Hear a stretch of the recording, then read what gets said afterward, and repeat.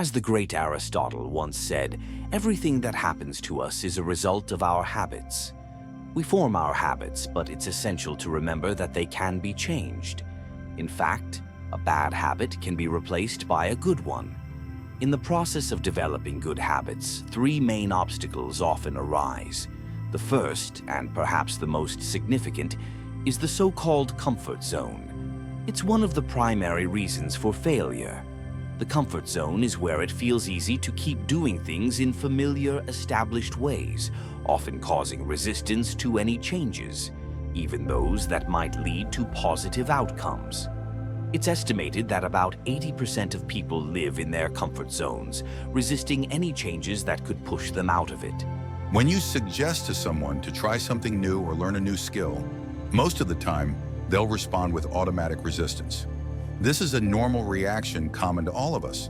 However, leadership is about recognizing this reaction and overcoming it. Studies show that leaders understand how easily people can adapt to any situation, whether good or bad. This is why they deliberately set ambitious goals that force them out of their comfort zones. For example, if you decide to double your income in a year, you'll need to do something completely new, perhaps even uncomfortable or challenging. The rule can be stated as this: to achieve what you've never had, you must do what you've never done. Leaving the comfort zone is the first step toward success. Before taking action, it's important to recognize how easy it is to get used to a comfortable life, even if it limits your growth. We've already mentioned the habit of successful people to wake up at 5 to 6 a.m. For most, it feels comfortable to wake up at the last minute before rushing to work.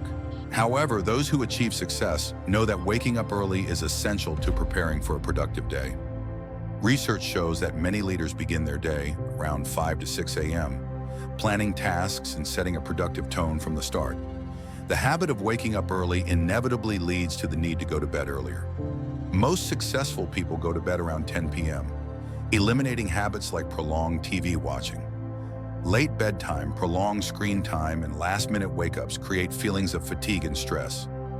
These seemingly minor habits carry immense significance and can impact the entire course of one's life. Successful people constantly remind themselves that to achieve more challenging goals, they need to step beyond their comfort zones, always remembering how easily we can become accustomed to comfortable states, even when they limit our potential. The next significant enemy on the path to success is learned helplessness. This term refers to the feeling that one is powerless to change anything, ultimately leading to giving up without trying to improve one's life. We've touched on this before, but it's essential here to note that two major fears prevent people from moving forward. The first is the fear of failure. This fear forms in childhood when parents scold a child for their failures. The child learns to fear trying new things, fearing punishment if they fail. This fear gradually turns into a habit of avoiding any risk. However, there is an antidote to the fear of failure: the phrase "I can." Each time you say "I can" to yourself, you reduce your fear of failure and strengthen your confidence. The more often you say it, the more you believe in your abilities. The second fear that hinders personal growth is the fear of rejection. This fear makes people feel the need to please others to retain their approval. Children learn this fear when parents make their love conditional on whether the child meets their expectations. As a result, the child starts thinking that if they don't meet expectations, they will be punished or deprived of something important.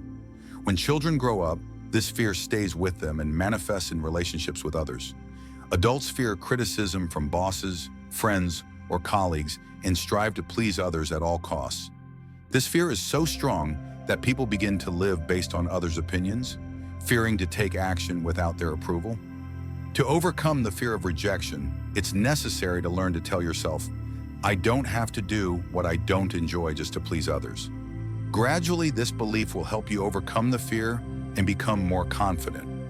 The third obstacle to developing good habits is the tendency to follow the path of least resistance. Human nature makes us always seek easy and quick ways to get what we want. People tend to look for simple solutions and avoid challenges.